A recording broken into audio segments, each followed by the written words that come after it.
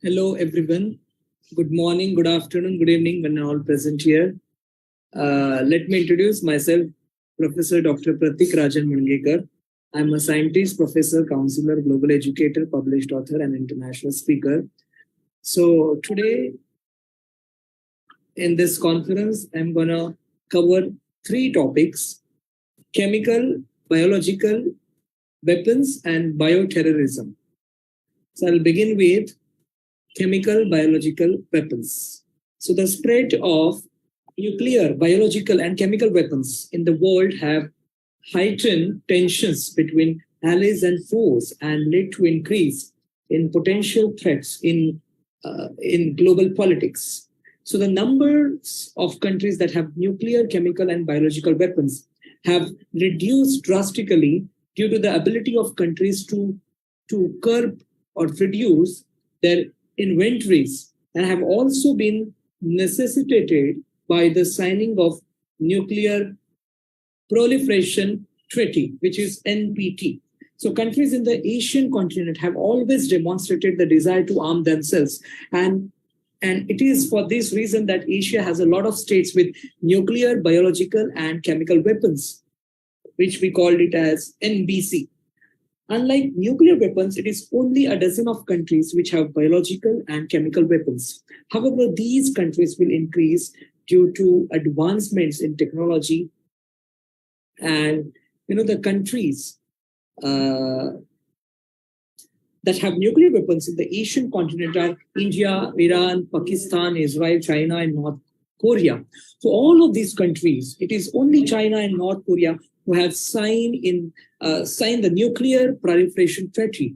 So the use of chemical and biological weapons in the wartime is prohibited under the Geneva Protocol of 1925. This is generally accepted as customary law, which is universally binding. So the production and possession of these weapons are prohibited by the 1972 Biological Weapons Convention and the 1992 Chemical Weapons Convention, which are binding on states parties. In addition, the UN Security Council has adopted Resolution 1540 and 2325, which establish obligations on all states to prevent the proliferation of nuclear, biological, and chemical weapons to non-state actors. Parliamentarians have a responsibility to ensure implementation of these obligations by their governments. So the COVID-19 pandemic has demonstrated the devastating impact that novel viruses can have on human health and economies, regardless of whether the virus emerges from military, civilian, or zoonotic sources. Please note, zoonotic sources where the pathogen has jumped from a non-human animal to a human. So a strengthening of the PWC would assist in preventing and or managing future pandemics. So, there are so many relevant international agreements such as Geneva Protocol of 1925, which I discussed earlier, banning the use of chemical and biological weapons in war. Then Biological Weapons Convention, BWC, 1972, also known as the Biological and Toxin Weapons Convention, BTWC. Then comes Chemical Weapons Convention, CWC 1992, UN Security Council Resolutions 1540 2004 and 2325 2016. And there are so many recommendations also which I need to discuss. This encourage universal ratification of the Biological Weapons Convention and Chemical Weapons Conventions. So consider, there is one more important recommendation is consider and approve comprehensive national implementation legislation for the BWC and CWC, if not already adopted, and undertake parliamentary oversight and reviews of national implementation. And then make use of existing modern legislation and or expertise to review the adequacy or otherwise of already enacted legislation and modify as necessary. Then seek regular briefing, consultations from relevant government ministries on steps being taken to implement and enforce this UNSCR 1540, including advice from the ministries on how parliamentarians can further facilitate implementation and enforcement. And last recommendation is review and contribute to their government's national reports on UNSCR 1540 implementation and aware of the expertise offered by the UNSCR 1540 committee in this regard. Now, what are the characteristics of this NBC? Nuclear, biological, and chemical weapons. So the Asia region has been noted for its zeal to acquire high-profile weapons. Nuclear proliferation trends reveal that Asia is the biggest market for NBC weapons and their associated technology. 3 of the 4 countries suspected of having nuclear weapons are found in Asia. Similarly, all the countries with chemical and biological weapons are in Asia. Consequently, 5 of the 8 nuclear powers are in Asia and home of 2 countries suspected of pursuing nuclear weapons. So countries in the Asian continent have continued with their exporting of modern weapon technology, and this is supported by the presence of Mr. Khan, A.Q. Khan from Pakistan, who is a strong proponent of nuclear technology. And the 3 categories of weapons, nuclear, chemical, and biological, are termed as weapons of mass destruction, which we call WMD.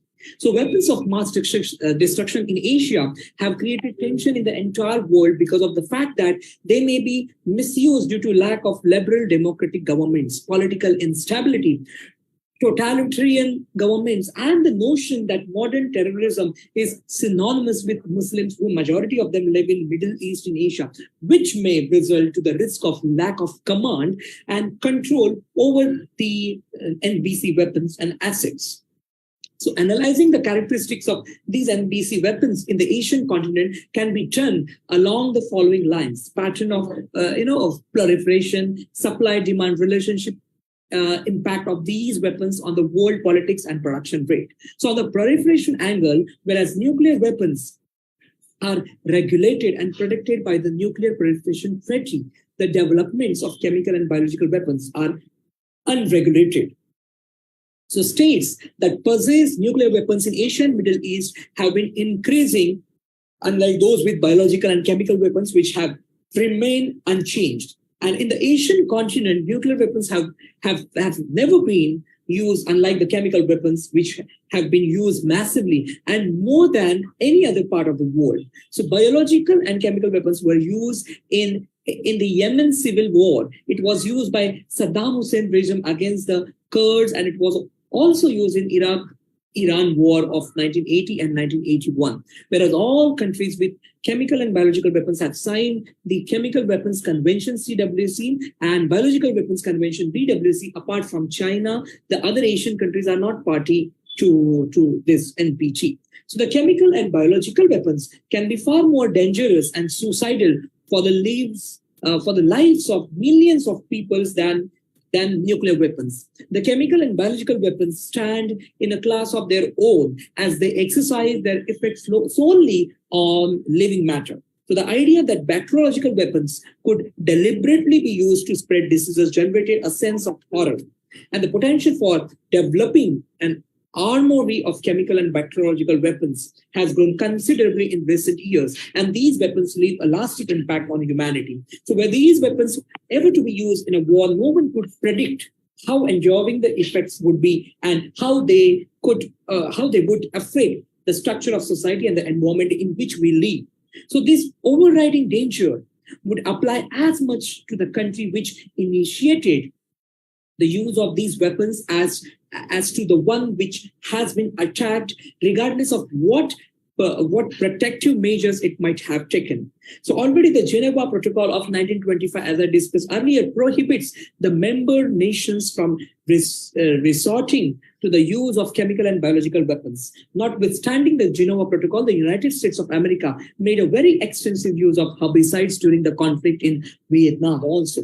And millions of tons of herbicides were used, and it has been estimated that a major portion of the Vietnamese land would be unfit for any production for many years to come. So President Bush and Gorbachev could not reach any agreement on the chemical weapons during their summit in December 1989. President Bush announced a unilateral US decision not to manufacture or deploy chemical weapons. Iraq also was suspected of possessing chemical weapons, and these were used against the Kurds in 1991 and 1996. So an agreement to ban chemical weapons was reached in 1994, though the United States had considerable hesitation in endorsing the same. all stockpiles are to be destroyed. A treaty to ban biological weapons was signed in July 2001 by a majority of the states, and the United States once again refused to endorse the treaty. And it is now realized that the biological weapons can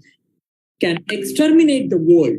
The US attitude is belligerent, and it had in July 1 also refused to sign a treaty banning the sale and delivery of small arms. So finally, I would like to conclude this biological and chemical concept with my conclusion that the possession of NBC is the greatest potential threat, and that countries of Asia are the majority in possession of these weapons makes the rest of the world live in a constant fear.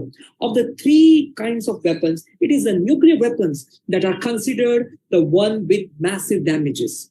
Despite the laws banning the manufacture of testing of NBC weapons, raw countries have manufactured it by claiming that they are doing it purely for the generation of energy and for industrial uses. Now, I would like to go further and explain the meaning of war, the meaning of bioterrorism. This is very important nowadays. What is bioterrorism? So bioterrorism is the deliberate and intentional release of biological agents such as viruses, bacteria, toxins, or other harmful agents to cause illness or death among humans, food crops, and livestock to terrorize the civilian population. So they are very harmful because they can be altered, tailored, or mutated. A small quantity is enough to bring about a disastrous effect. It is also referred to as germ warfare. So what is the next? My topic is, what is the deadliest biological weapon? Some of the deadliest biological weapons that have been used are first is anthrax. So anthrax was caused by bacteria named Bacillus anthracis. So it is one of the deadly agents to be used as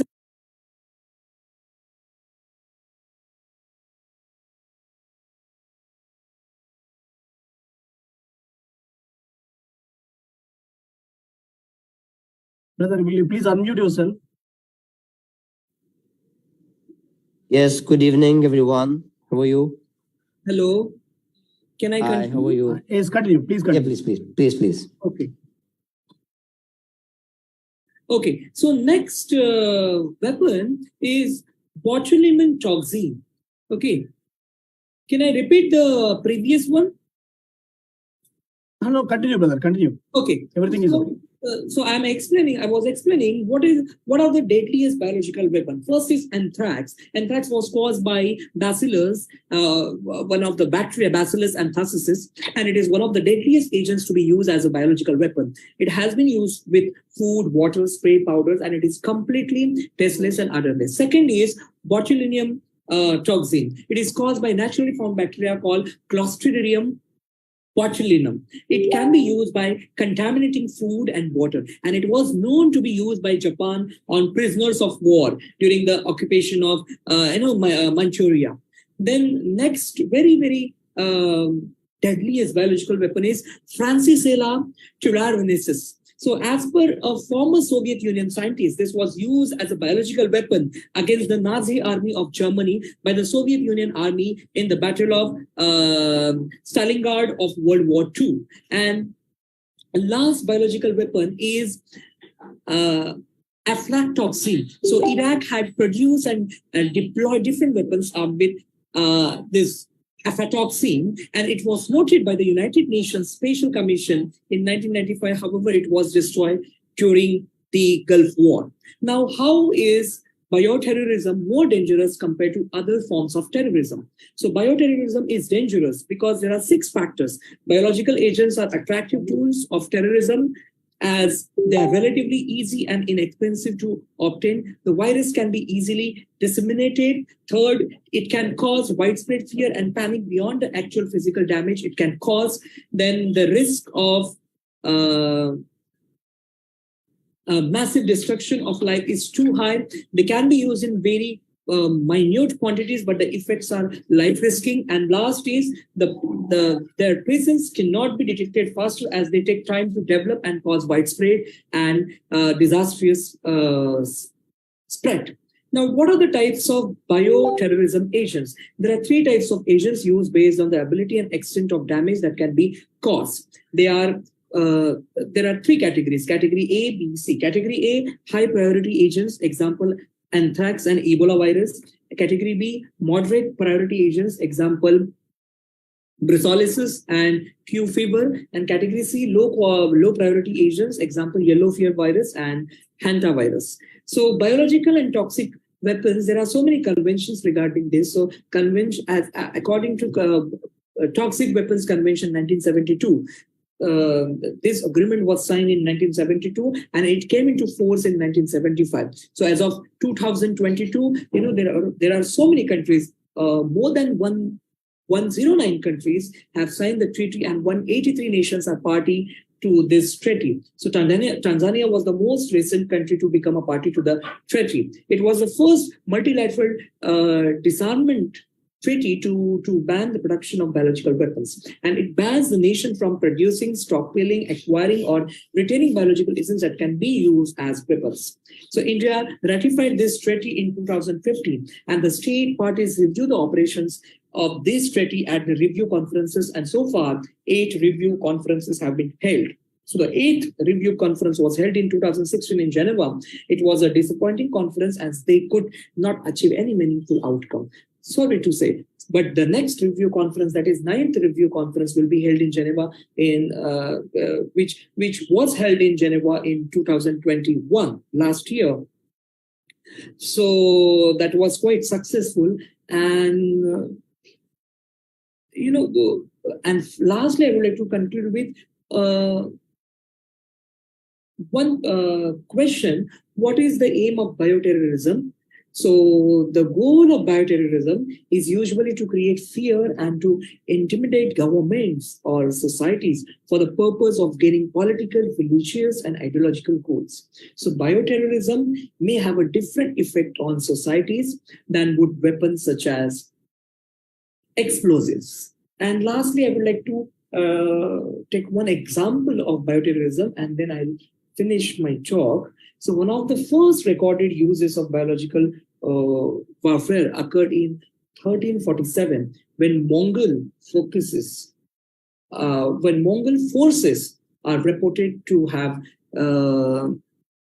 catapulted plague instead of bodies over the walls into the Black Sea port of Kaffa. Now it is called Fedosia in Ukraine. At that time, Genosis trade centers in the Crimean Peninsula. So this was about chemical, biological weapons, and lastly, bioterrorism. And once again, I would like to congratulate Dr. Raja Rao for organizing this World Peace Commission 2023 and having me here. Thank you so much for inviting me. And once again, thank you so much, all the listeners and participants who are patiently listening to this.